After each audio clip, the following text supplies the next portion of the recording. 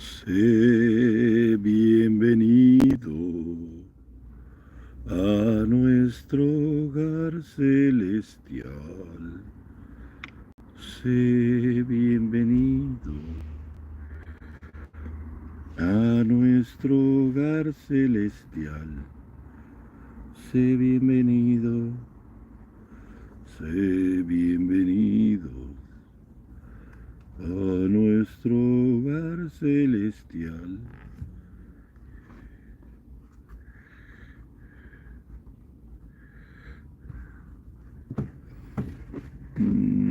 Una persona conectada. One people connection. Se fue la persona que estaba conectada. Pero gracias por haberte conectado. Esperemos a ver si se conectan los incondicionales. Tengo que lavar esta máscara. La lavé hace una semana y ya está, que es una mugre. Increíble el polvo de Miami.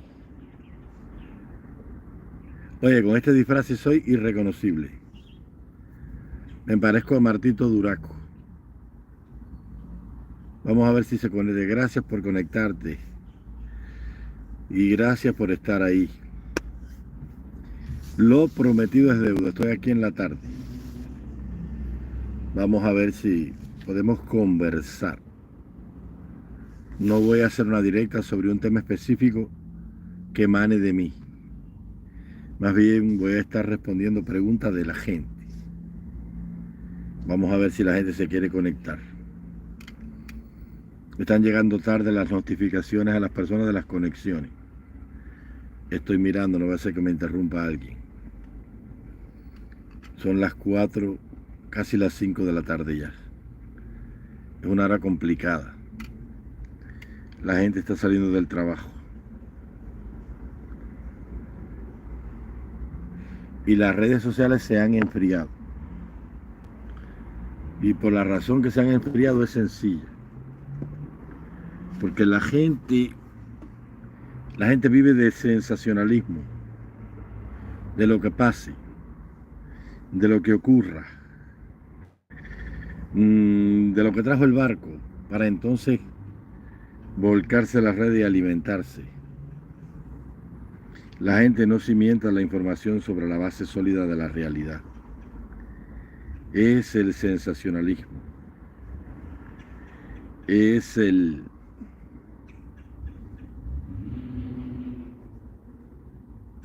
show lo que alimenta al populacho. La verdad es impopular. A la verdad le cuesta trabajo abrirse camino. La Biblia lo dice. La mentira corre un año todo, la verdad la alcanza en un día. Pero la diferencia que hay con la verdad y la mentira es que la verdad crece sana y sus raíces entran profundas y no hay quien las desarraigue. La mentira no, la mentira cunde. Es como la hierba superflua. Pero al final de la jornada, el más leve viento, el más simple verano, la chamusca, la chicharra, la quema y la arranca. Y por eso es que la Biblia dice la verdad, la mentira corre un año toda y la verdad la alcanza en un día. Entonces, gracias por conectarse. Y gracias por gastar su tiempo con nosotros acá. Vamos a ver si los amigos míos del chat que comienzan a escribir, porque no veo a nadie que ha escrito nada. Vamos a ver qué pasa. Vamos a ver si se quiere conectar la gente mía.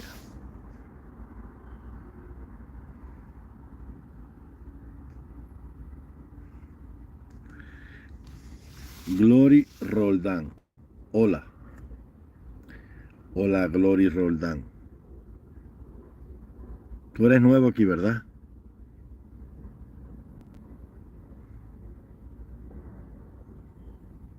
No recuerdo haberte visto por acá.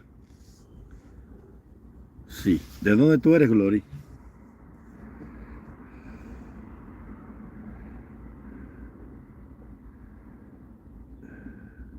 Primera vez.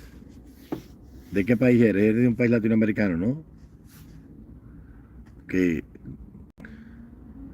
gloria es gloria.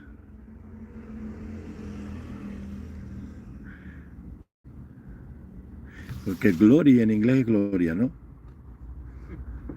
Este glory tuyo es por glory de gloria en inglés traducido del castellano.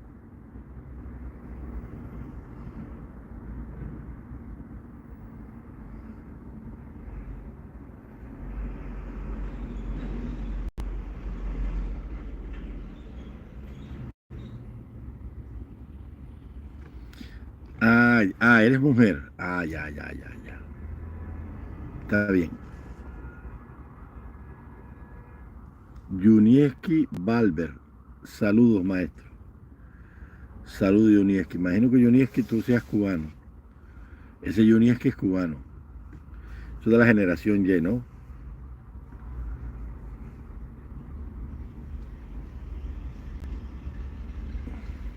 ¿De dónde tú eres, Gloria?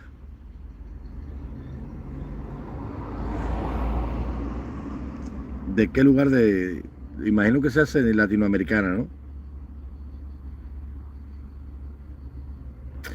¿Por qué tú tienes... ¿Por qué tienes tu rostro tapado? Una pregunta interesante. Lo tengo tapado porque las personas generalmente buscan fama, protagonismo, y yo no lo busco. Esa es una razón. No es la más importante. La otra razón es que, como puedes imaginar, yo soy cubano. Y el cubano tiene una peculiaridad que no tienen las personas de otros países. El cubano vive en guerra con él mismo, porque nosotros estamos enfrentados a una dictadura que es la que gobierna Cuba. Entonces, cuando tú tienes el rostro tapado, tu mensaje se mantiene seguro de ofensas, vilipendios, calumnias e inventos de cosas que no son sobre tu persona. Yo soy una persona que tengo muchos enemigos en las redes. Y desde que llegué a las redes llegué con esos enemigos. Primero porque yo vine a dar un mensaje distinto. Un mensaje cimentado sobre la realidad de nuestra nación. Y no sobre el sensacionalismo, la mentira. Y eso trae como consecuencia que los que sí viven de eso automáticamente se declaran tus enemigos. Entonces, al saber quién tú eres, empiezan a inventar historias de tu vida que no son. Y entonces, esa es la causa de la máscara. Entre otras razones, pero esa es la más importante. ¿Ok? Hola Verónica, ¿cómo tú estás? Te criaste en Marianao, natural de Pinar del Río. Pinar del Río. Pinar del Río, ciudad, Pinar del Río, provincia.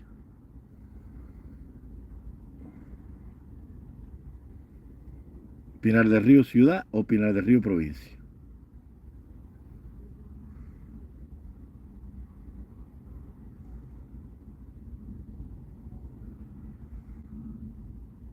Esa es la razón, Glory. Esa es la razón.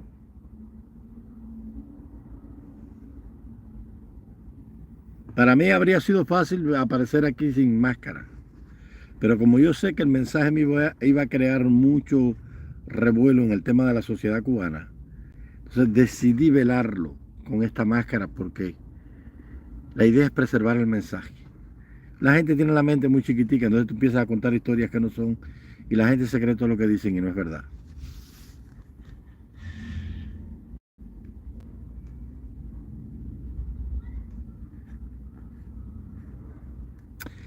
Casi el Cabo. La Palma, va. Mantua, La Palma. María la Gorda.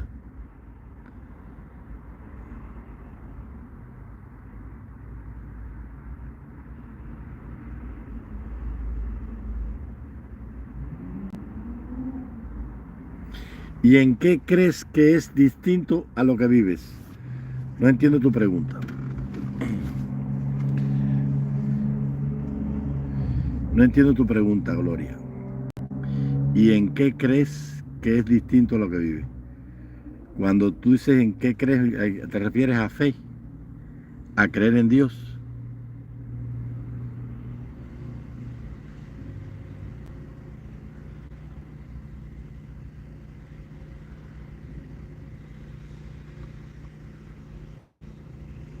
Ah, ¿cuál es mi mensaje? Mi mensaje es que el pueblo de Cuba lleva 65 años atrapado en una tiranía comunista. Octavio Manuel Lazo. Y que durante 65 años, tanto la tiranía que gobierna en Cuba como los grupos exiliados han utilizado el dolor del pueblo de Cuba para beneficios personales. Y yo he venido a dar un mensaje de verdad cimentado sobre esa realidad, para que no sigan manipulando a nuestro pueblo, ni allá los que gobiernan, ni acá los que quieren gobernar. Mi mensaje es un mensaje de unidad, de paz, de inteligencia para buscar un camino a través de la unión, para que el pueblo de Cuba se siente a conversar y podamos analizar los temas acuciantes que afectan a nuestra patria. Ese es mi mensaje.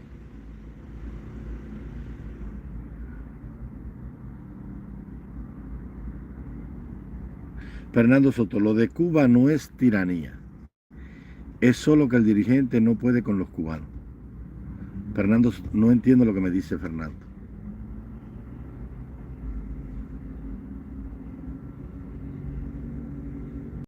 No hay una tiranía en Cuba, Fernando.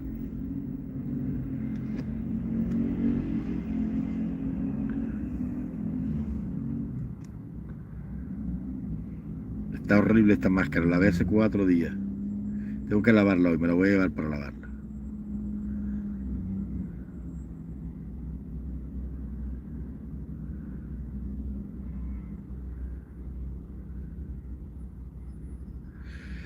Muy difícil que las cosas en Cuba cambien. Eso es imposible casi. No existe sociedad civil que tenga poder político para aspirar a cambios sociales. El sistema comunista desarticuló la sociedad civil. No existe. No hay espacio para los que piensan distinto.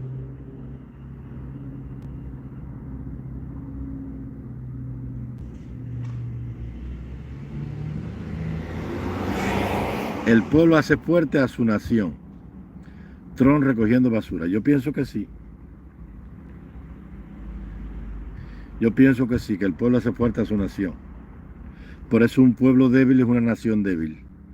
Y por eso los Castro se encargaron de hacer débil al pueblo de Cuba. Económico, moral, espiritualmente, socialmente. Para que en esa debilidad no pudieran hacerle nada a la tiranía de los verdugos.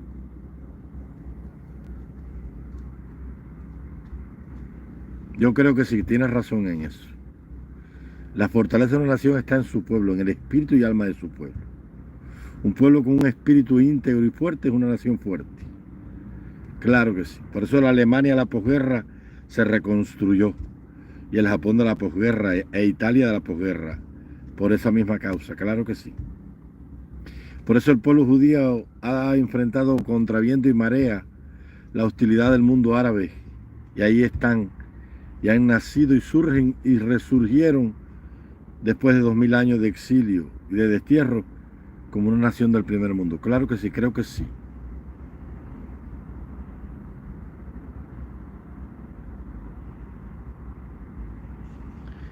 Holtz, no soy negativo. No soy negativo. Lo que pasa es que tú vas a la Biblia, por ejemplo, tú te pones a leer el libro del profeta, que lo cito cada rato aquí. Tú lees los profetas menores de la Biblia. Joel, Abdías, Zacarías, Habacuc, Sofonía, Miquea, Nahum, Esther,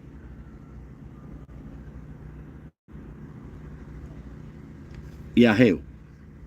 Digo, Ageo. Y entonces tú dices, bueno,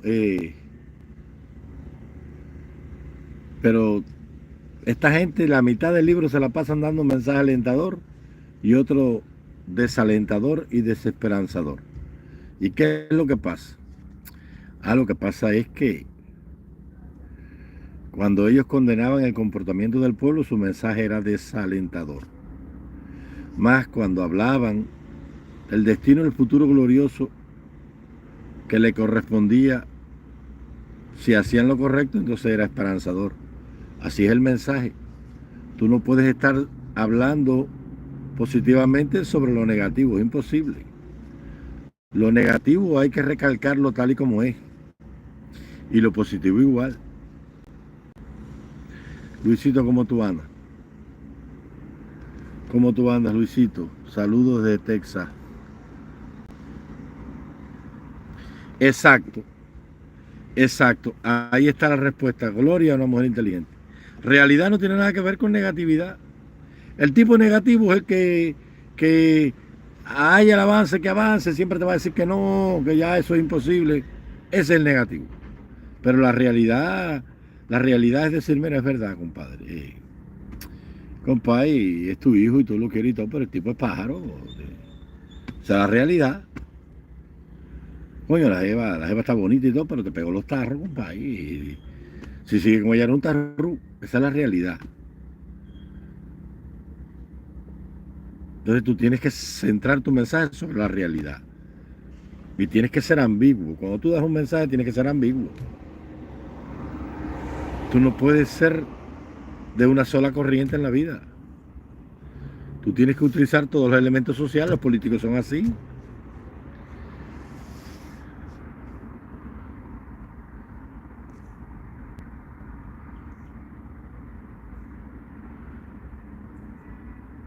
Qué bueno que estás bien, Luisito. Yo creo que sí. Ni siquiera la fe, tal vez la esperanza.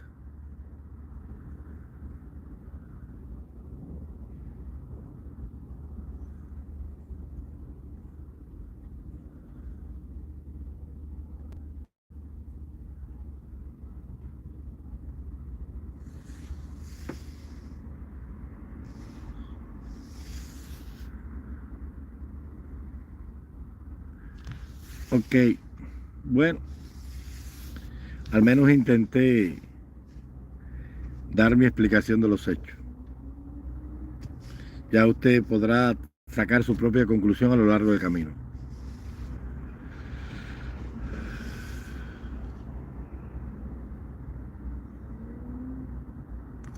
Mercy López. Al que cree todo es posible. Yo creo que sí. Saludos, señor Osorio, desde Cuba. Sin novedad en el frente y sin esperanza en la isla rebelde. Mercy López, gracias por estar ahí.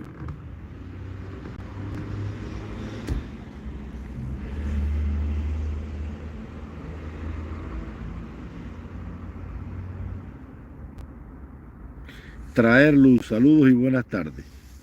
Buenas tardes para ti, Traer luz.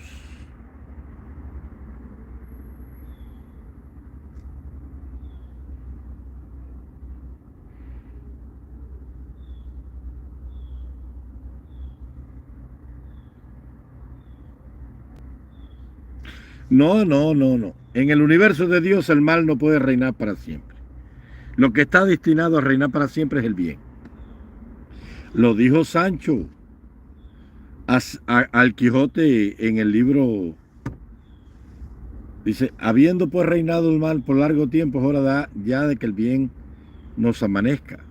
Porque alguna cosa buena Dios tiene que tener para los justos. Claro que sí. No, hoy no tengo ningún tema. Hoy no tengo ningún tema. Estamos tocando. Estoy interactuando con ustedes ahí. Voy a estar unos minutos nada más porque no tengo carga en ese teléfono. Tengo que ver qué hago con este espejo, que lo entimbalé aquí más o menos, pero no me gusta andar así. La población, en proporción de raza, eh, índice poblacional, crecimiento poblacional, ¿qué proporción hay de negro, de blanco, de mestizo? Esa es la pregunta. Raza, bueno, el censo del año 2002 arrojó que el 69% de la población cubana era blanca de aquellos descendientes de españoles. Y el otro 31% era negros y mulatos. Ahora, hay gente que dice que no, que es al revés, que más del 70% de la población cubana es negra y mulata mestiza. Ahora hay que analizar esto a la luz de esto. Cuando terminó la guerra contra España, de los 3.500.000 esclavos que habían en Cuba, 2.200.000 esclavos habían muerto. Quedaba 1.300.000 personas de la raza negra en Cuba. Y 2.300.000 blancos. Acuérdate que el 80% de los muertos en la guerra, los soldados casi todos eran negros. Y casi toda la oficialidad cubana era blanca. ¿Por qué? Porque los amos se rebelaron y cogieron como soldados sus esclavos que a cambio de luchar en la guerra le ofrecieron la libertad. Cuba tenía 3 mercados negreros. Uno estaba en La Habana,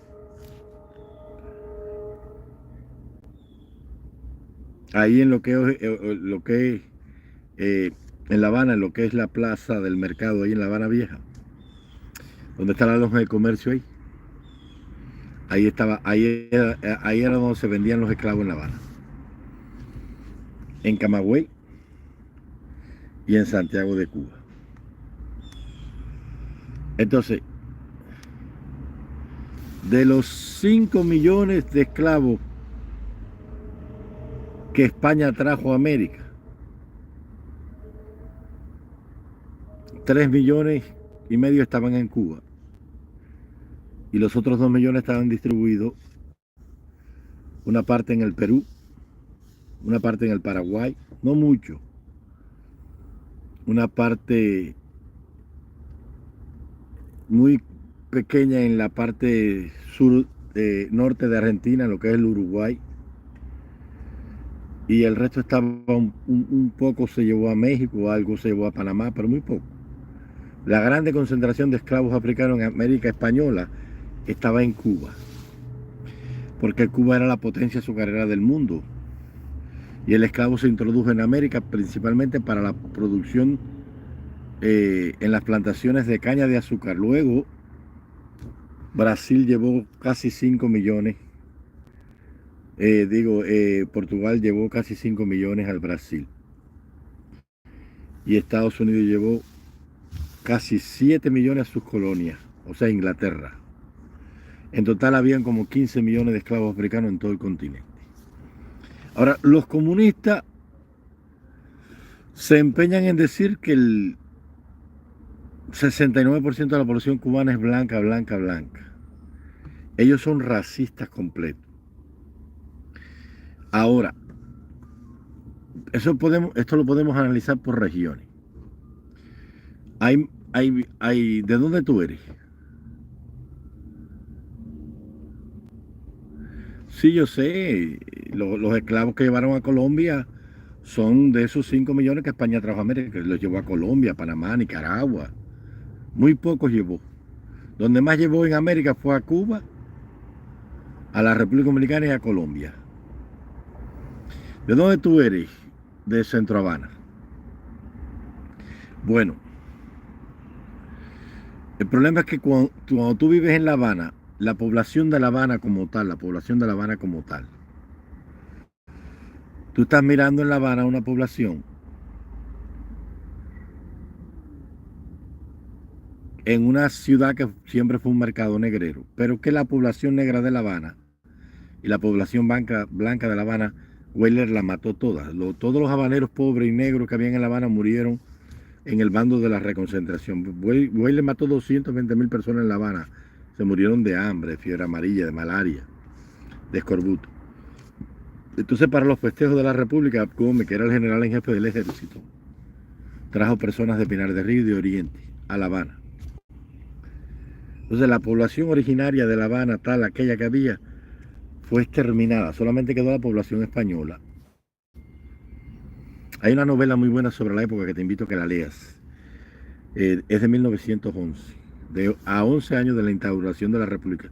11 no, 9 años. De Enrique Carrió, Las Impuras. También están las honradas, él es el mismo autor. Puedes leerla, cualquiera otra buenísima. Pero mira, por ejemplo, tú vas a... Toda la gente de las villas, casi toda era blanca. Porque el grueso de todos los combatientes de las villas eran negros y murieron casi todos. Toda la gente que vino con Maceo y Martí, digo, con Gómez y Maceo, en la expedición murió. Cuba en realidad quien la liberó del yugo español fue Estados Unidos. Y los reclutas de Cienfuegos, Matanza, Provincia Habana y Pinar del Río, porque toda la gente que vino de Oriente en la invasión murió. Murieron más de 107.000 cubanos en esa guerra. Y la población blanca de La Habana fue exterminada casi toda. Pero tú miras por regiones, por ejemplo, en Baracoa casi todo el mundo es blanco. Y en Santiago y en Guantánamo casi todos son mulatos. En Santiago hay más población negra porque era un mercado negrero y porque en 1804, cuando se hizo la revolución de Haití, aprovechando que Napoleón había cometido la locura de invadir el reino español, él sacó las fuerzas de Haití y los haitianos se rebelaron. Y hubo una componenda entre blancos, franceses haitianos y negros haitianos y negros que estudiaron, y entre Dessalines, Petion, Toussaint Louverture y toda esa gente hicieron la revolución de esclavos. Y entonces los amos franceses que estaban allí embarcaron a toda su dotación de esclavos hacia el sur de Cuba y lo establecieron desde la Gran Piedra de Santiago de Cuba hasta la zona de Baracoa, en el grupo Santa María Loreto, las cuchillas de toda Baracoa por ahí. Pero no llegaron a Baracoa, se quedaron en el valle cafetalero de la región esa de Oriente. Por eso fue que proliferó tanto la industria cafetalera ahí. Porque en esos años la potencia cafetalera del mundo no era Cuba, era Haití. Francia era la primera potencia mundial de café del mundo. Pero la revolución de Haití trajo la mano de obra y el cultivo de café a gran escala a Cuba. Hasta ese tiempo en Cuba no había café casi. Y se establecen ahí en el sur del Escambray, en el puerto de Casilda, en el llamado Valle de los Ingenios allá. Y ahí se queda la población esclava negra. Pero la flor y nata de la sociedad camagüeyana era blanca. Y casi todos los municipios de la provincia de Las Tunas blanca y la provincia de Holguín blanca completamente. Y toda la zona de Palma, Soriano, Contramaestre, Baire, la zona del Golfo de Guacanayabo, hasta la Ciénaga de Buey y Virama, toda la zona de la costa de Manzanillo, toda esa gente son blancas. Entonces, ¿cuál es la proporción de la población? En realidad, no se sabe. Pero yo viendo que la población negra era menor en Cuba en los días de la República, creo hoy que por lo menos el 70% de la población cubana es negra mestiza. Y te voy a explicar por qué. Porque los negros siempre fueron los más pobres y entonces fueron los que se pudieron quedar. La población cubana, la población cubana en este momento está rondando los 15 millones de habitantes. porque hay 4 o 5 millones fuera. No se sabe la cantidad de cubanos que hay fuera. Ahí eran 2 millones hasta el año 90 que estaban fuera, realmente en Estados Unidos, Costa Rica y España. Pero del año 90 para acá, ¿cuánto se habrá ido? ¿Cuánto es en realidad la población, el censo poblacional cubano? Debe estar cerca de los 9 millones. Supón que haya 4 o 5 millones, estamos hablando de 13 o 14 millones de cubanos. Ahora, ¿quién ha podido escapar? Casi todos son blancos. O sea que tenemos casi 4 millones de cubanos blancos afuera. Y ponle que queden dentro del país 5 millones más de blancos, son 9 millones. Entonces súmale a eso que seamos 13 o 14 millones. La población negra mulata en Cuba es menor. Porque lo que se quedó en Cuba, que tú ves, que tú dices, pues oye, pues todos son negros, es que se quedó el pobre. Pero a eso tienes que sumarle los que estamos afuera. Los que estamos afuera. Porque los que estamos afuera también somos cubanos. Cubanos no son los que están en la isla. Entonces yo pienso que por lo menos el 70% de la población cubana totalmente es blanca, el blanco mediterráneo, no el blanco caucásico. El blanco mediterráneo como es el español, como es el italiano, como es el francés del sur de Marsella. Porque el blanco mediterráneo no tiene nada que ver con el blanco caucásico, ni con el blanco ario, son diferentes. Tú vas a Etiopía y ves un negro etíope y no tiene nada que ver con un masái. Un masái no tiene nada que ver con un congo, ni con un mandinga, ni con un carabalí, ni con un yorubá, ni con un negro de la Guinea. Y todos son negros, pero son distintos negros y los blancos son iguales. Tú vas a Asia y los mongoles son distintos todos. Tú ves a los coreanos que son de una manera, pero todos son asiáticos, con rasgos mongoloides. Y tú ves a los japoneses y a los chinos y a la gente de Vietnam y todos son parecidos, pero son distintos a la vez todos. Igual que los pueblos de los Carpatos o los pueblos indoeuropeos. Los pakistaníes son de un color, los indios son de otro, los afganos son de otra manera, los uzbecos, los kazajos, los tayikos, pero todos son indoeuropeos y tienen rasgos en comunes. Entonces yo pienso que por lo menos 70% de la población cubana debe ser blanca. Blanca mediterránea, no blanca caucásica. Aunque hay millones, hay cientos de miles de personas rubias y claras y ojiverdes en Cuba. Pero esa historia de que son más negros que blancos es imposible, no puede ser. Porque la población esclava cubana era menor en los días de la República. Y aunque era mayor la población esclava, murió casi toda en la guerra. Entonces, si eran menos y eran más blancos y tenían pésimas condiciones de vida, la población blanca creció más. Cuando la revolución llegó al poder, habían entre 5.8 y 6.2 millones de habitantes.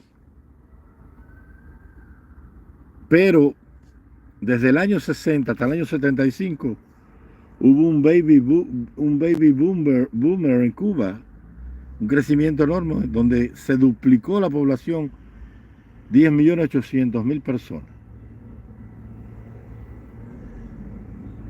Pero eso se logró porque fueron los mejores años de la revolución en salud pública, en educación, en alimentación, esas cosas. Ya del año 90 empezó a menguar la natalidad. Ya las mujeres del 91 tenían un solo hijo. Era muy raro que una mujer tuviera 2 hijos.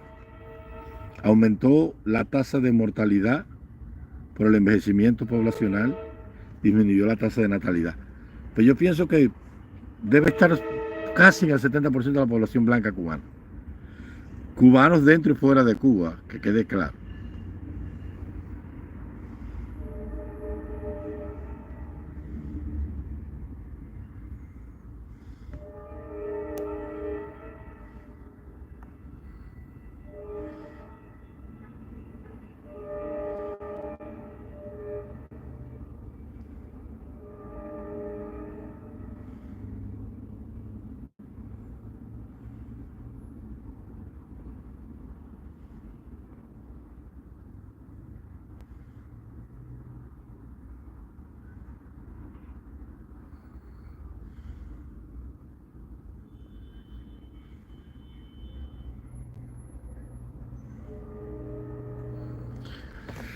Sí, los indios cubanos fueron exterminados. A 30 años de la conquista, no, dijo Bernal del Castillo que no se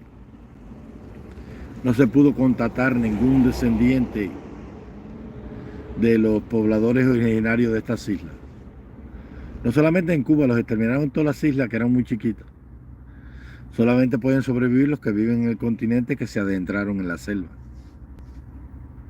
Pues la población mexicana indígena que sobrevive es la que está en el Bajo Campeche, la gente de Quintana Roo, de Chiapas, la gente de allá de Mérida, Yucatán, pero de, de,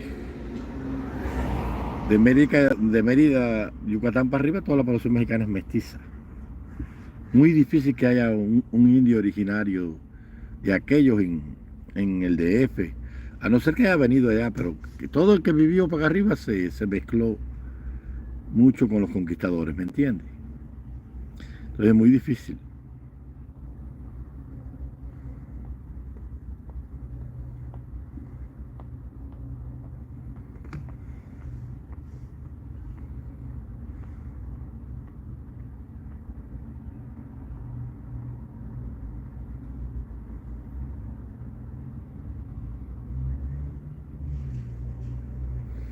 No, yo no conozco los grupos étnicos de México. Pienso que los que se quedaron en los desiertos tampoco se mezclaron.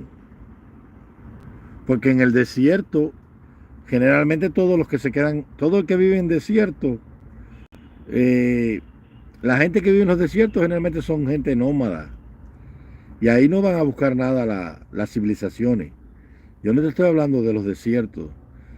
Te estoy hablando de la gente que vive en las grandes ciudades mexicanas, ¿me entiendes?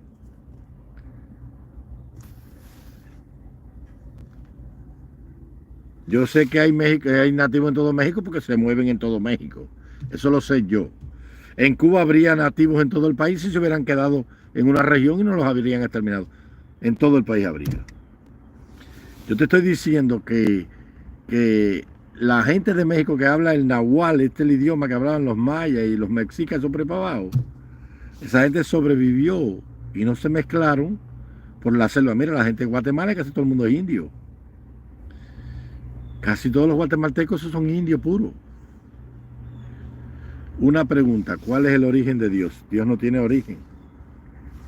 Dios no tiene ni principio ni fin. Si Dios tuviera un origen, viene de algo. Dios no viene de nada. Todo viene de Él. Él no viene de nada. Dios siempre ha sido Dios. Y Dios siempre ha estado ahí. Y Dios siempre estará ahí por la eternidad de la eternidad.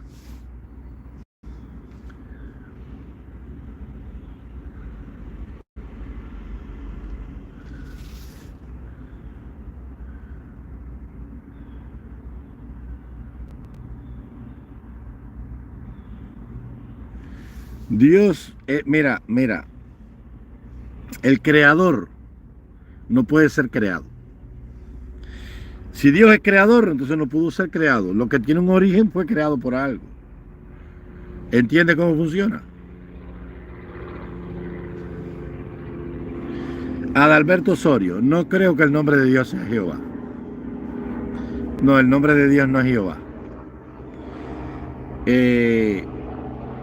El nombre de Dios Jehová, ese nombre viene de la Vulgata Latina, la Biblia que hizo Jerónimo. Eso lo he dicho 1.000.000 de veces aquí, me estoy yendo casi que se me está haciendo de noche.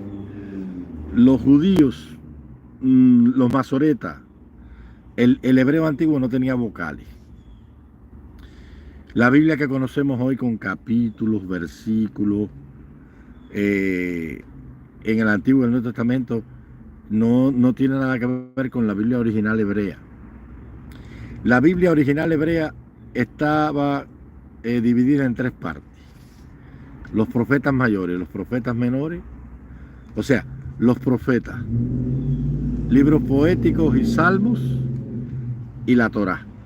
Eso era lo que se conocía en la Biblia. La ley, el Pentateuco, los 5 primeros libros. Después veían los libros poéticos, estaba Job, Salmos, Proverbios, Cantares, Eclesiastés, Esther. Después venían los profetas, mayores y menores. Ezequiel, Jeremías, Isaías, Daniel, Osea, los grandes profetas mayores. Después los profetas menores. Miqueas, Abdías, Joel, Nahum, Zacarías y Ageo. Los profetas menores. Así estaba la Biblia estructurada. La Biblia hebrea tiene 39 libros. Pero la Biblia cristiana tiene 39 en el Antiguo y 27 en el Nuevo. 66 libros como tales. Ahora, los judíos no la conocían como Biblia. La conocían como las escrituras sagradas. Y decían, bueno, vamos a leer hoy a los profetas.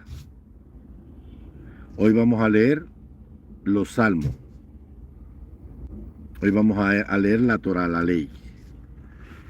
Entonces no tiene nada que ver una cosa con otra. El nombre de Dios en hebreo no se sabe cuál es. Los escribas hebreos, los masoretas, solamente se sabía que era IHWH.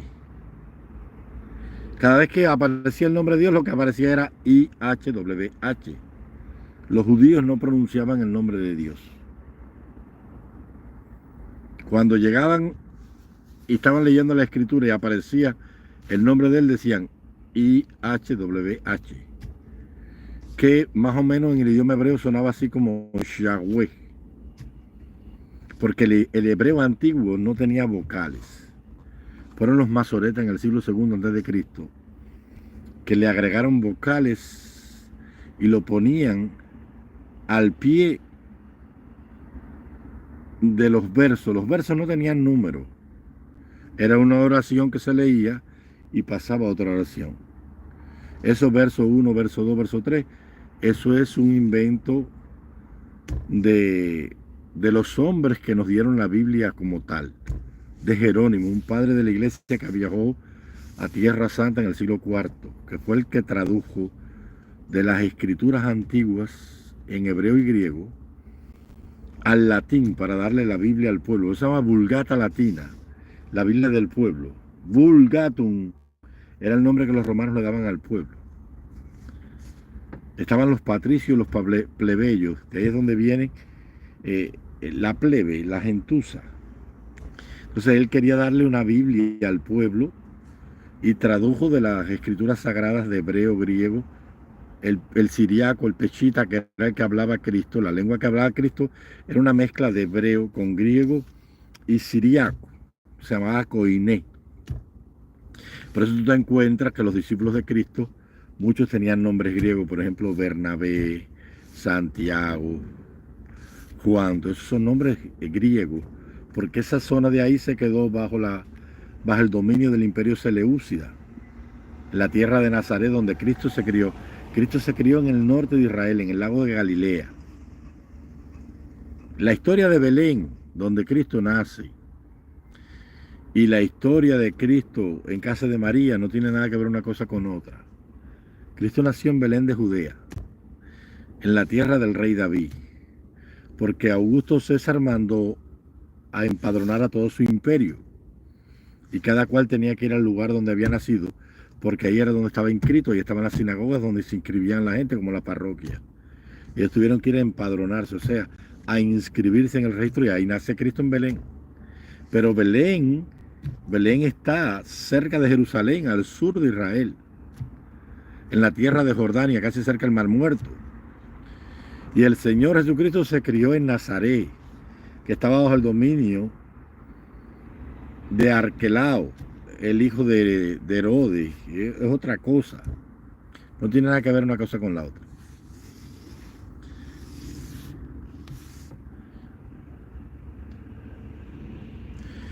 Entonces, ¿quién es Jehová? Jehová es el nombre Yahvé transliterizado al latín, a las lenguas nuestras. Adonai es el Señor, Shaddai, el Señor de los señores. Eran los nombres que los hebreos le daban. Eloé, Elohim, Adonai, Hashem, el Señor de los señores. Pero Dios no, el nombre de Dios no sabía cómo sonaba. YHWH, hasta ahí.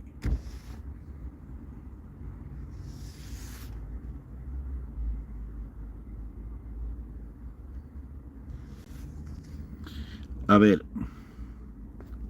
Jaime Palmier Sartre. ¿Cree usted que hay un juicio para cada persona al fallecer? ¿Seremos juzgados por nuestros pasos en la vida? Claro que sí. Claro que sí. El libro de Daniel es claro sobre el tema. Dice Daniel, estuve mirando yo en visiones de la noche y vi como en las nubes del cielo venía uno semejante al Hijo del Hombre, que se acercó a un anciano de día, que millones de millones le servían y millones de millones venían frente a su presencia. Dice, y el juez se sentó y los libros fueron abiertos. Y se le dio capacidad de juzgar a los que han vivido sobre la tierra. Primero a los vivos y luego a los muertos. Claro que sí. Y el apóstol Pablo dijo, sabiendo pues que los hombres serán juzgados por las obras de su corazón. Claro que hay un juicio.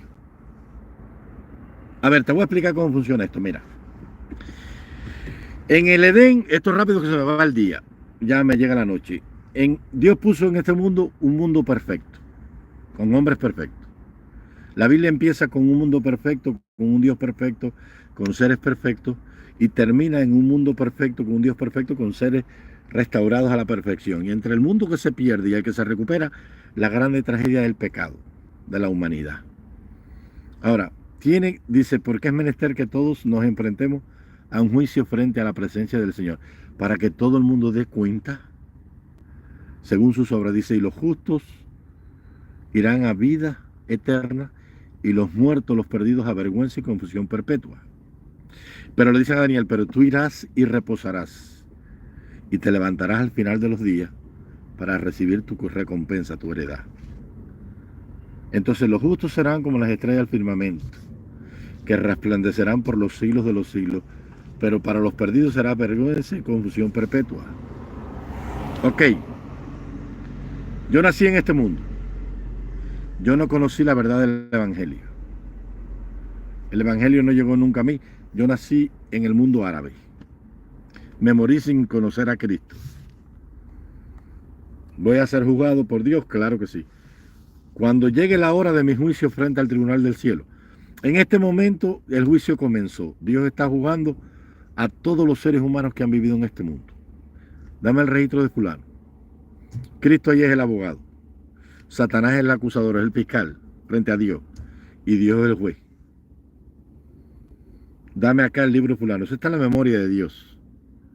¿Qué hizo fulano? Mira, él creía en Alá, sí, pero ¿cómo era su vida? Una vida íntegra. Una vida... Él no conoció el evangelio del Mesías Redentor, no. Pero por lo que él creyó, cómo fue su creencia y su fe. Señor, él creía en ti, pero te adoraba en el nombre de Alá. Él ponía bomba, no, Señor. Era un hombre justo, sí. Era un hombre bueno, sí. No tenía aberraciones, no. Obraba con justicia y con verdad, sí. Este está salvado para la eternidad. Tráeme al otro, al pastor cristiano. Predicaba mi palabra, sí. Se cogía los diezmos, sí. Le gustaba mirar a las mujeres, sí. Se metía con las mujeres, sí. Era deshonesto y desleal, sí. Predicaba mi nombre, pero este está perdido. Perdido para la eternidad y así. Hasta que te llegue el turno a ti. Tu juicio te puede llegar en vida hoy. En este momento tú estás en el mundo perdido en un altar de borrachera. Ahí te ponen perdido. Solo que esa sentencia se ejecuta hasta la hora de tu muerte.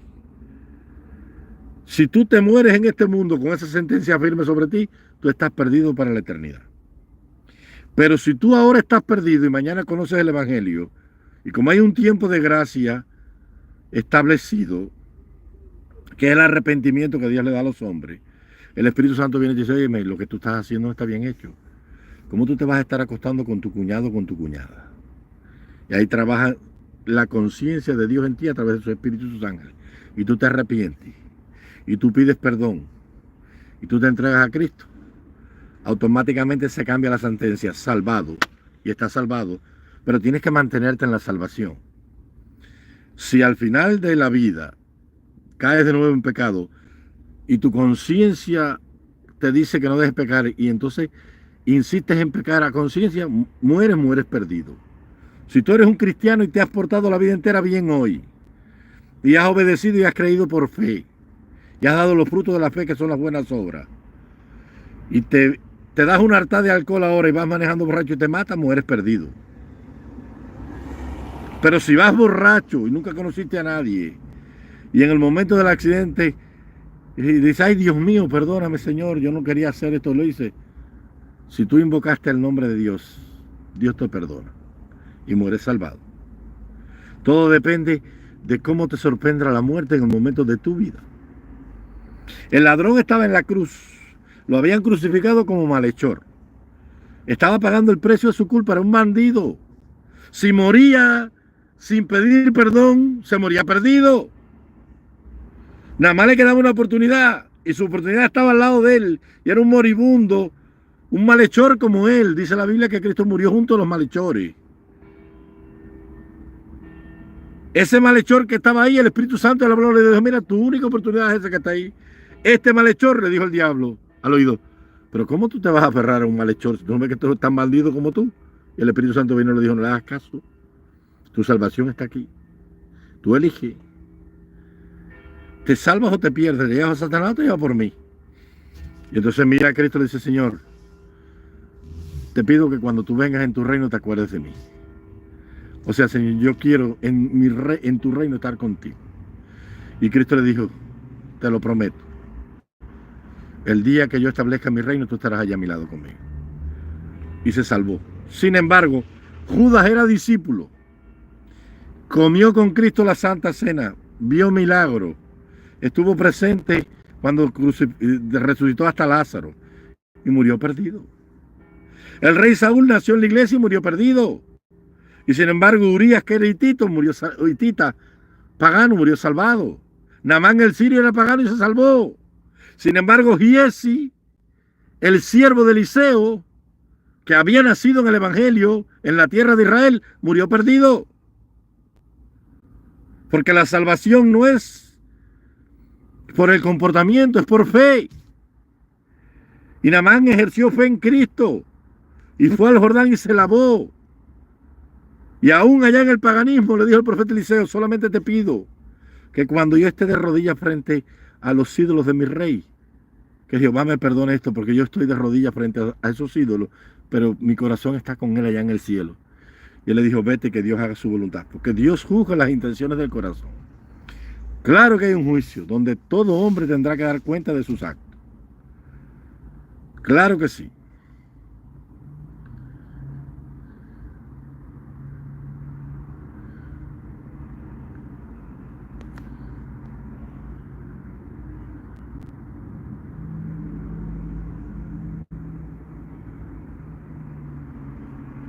Ustedes están por encima de Dios. No, yo no estoy por encima de Dios. Ahora, si tú me dices a mí que yo necesito estudiar la Biblia, porque tú eres testigo de Jehová, ahí sí no nos vamos a entender. Porque yo hablé el otro día con unos testigos de Jehová. Dice, no, nosotros somos la verdad. ¿La verdad de quién? La de Russell. La verdad de Rutherford. La verdad de Nor. La verdad de la sociedad de Brooklyn. Pero esa es la verdad de ustedes, pero no es la verdad de Dios. No, porque la verdad de Jehová, digo, no, espérate un momento. Le dije, mira, tú ves ustedes que andan hoy una comitiva, todos, sí. Vamos a pintar este escenario, nos vamos a Saudí Arabia. Y ahora estamos en Saudí Arabia. Y ustedes son musulmanes todos. ¿Ustedes están en la verdad o no están en la verdad? No, no estamos en la verdad, pero como no vas a estar en la verdad si tú eres musulmán, tú no eres testigo de Jehová.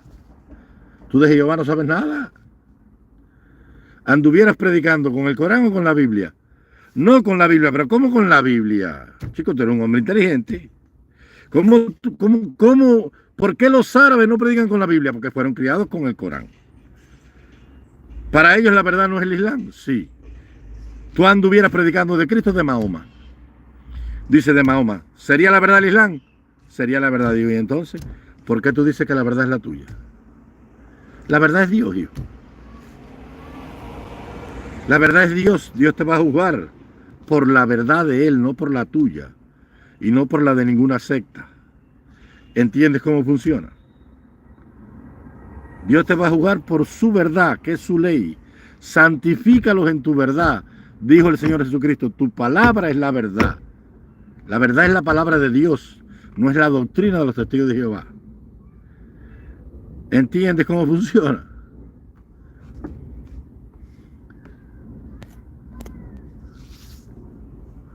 Hombre, yo no soy testigo de Jehová. No importa lo que sea. No, no. Portarse bien no salva a nadie. La salvación no es por obra. Dijo el apóstol Pablo, no por obras porque nadie se gloríe.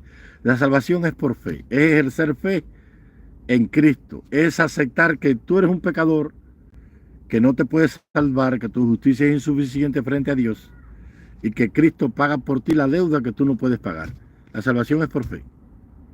El ladrón en la cruz se salvó y no se portó bien nunca. Murió como un malhechor.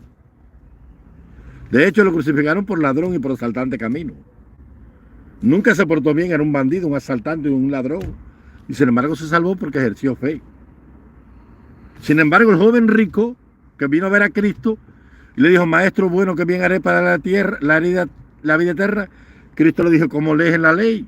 No robarás, no matarás, no hurtarás, paga tu diezmo. Dice, maestro, yo todo eso lo he hecho desde que soy un niño y se perdió. Él se portó bien toda la vida, pero se perdió. O sea, la salvación no es por portarse bien.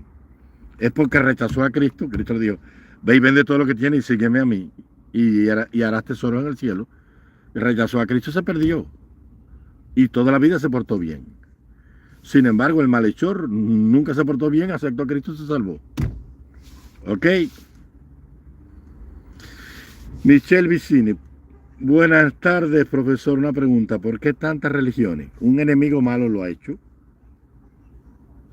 Un enemigo malo lo ha hecho. Dios trazó un camino para que el hombre caminara por él, que era la verdad. Ahora viene Satanás y de ese camino hace 4.000 trillos, 5.000 veredas.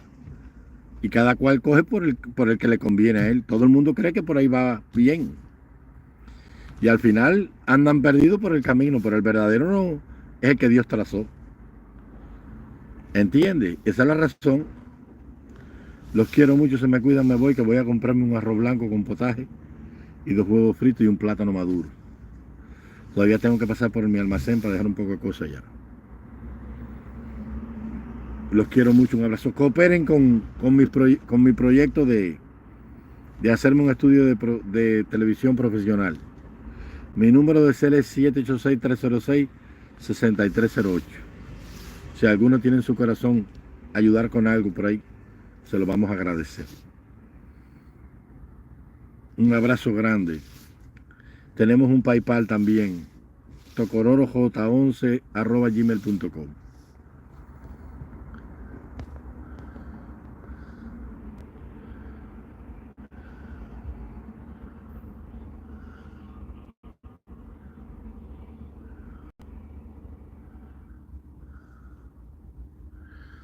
Que Jesucristo no escribió nada.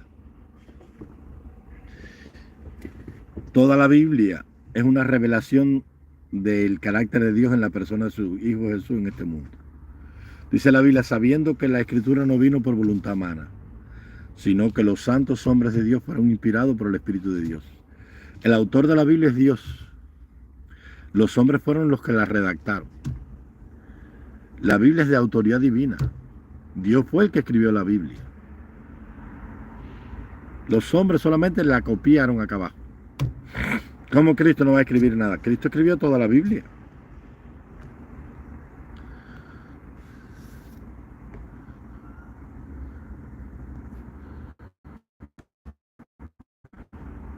¿Vives en Cuba? No. Chao. José M. Hombre, yo no soy testigo de Jehová. No creo que seas de ninguna iglesia evangélica, ni seas bautista, ni metodista, ni tampoco católico, porque el 90% de la fe cristiana no jehovista, casi toda es doctrinalmente casi la misma.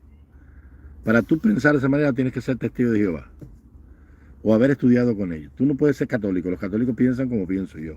Y los evangélicos, los bautistas, los metodistas, los presbiterianos, los ejércitos, los soldados de la cruz de Cristo, hoy que un día fueron los hedionistas. No creo, no creo. No creo. Tu doctrina es de los testigos de Jehová.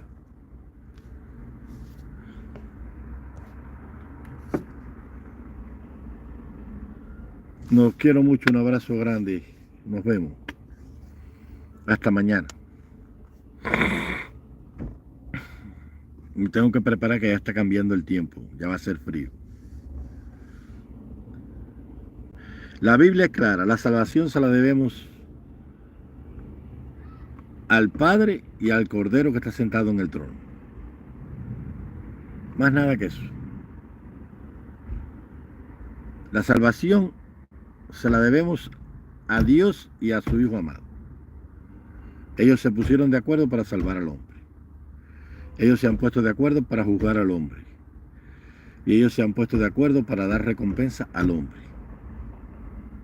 En la Biblia es clara como el agua. Todo juicio es dado al Hijo. Cristo es redentor, es abogado defensor y es juez a la vez. Porque sabiendo pues que los hombres serán juzgados por las obras por las intenciones de su corazón. Los quiero mucho, hasta mañana.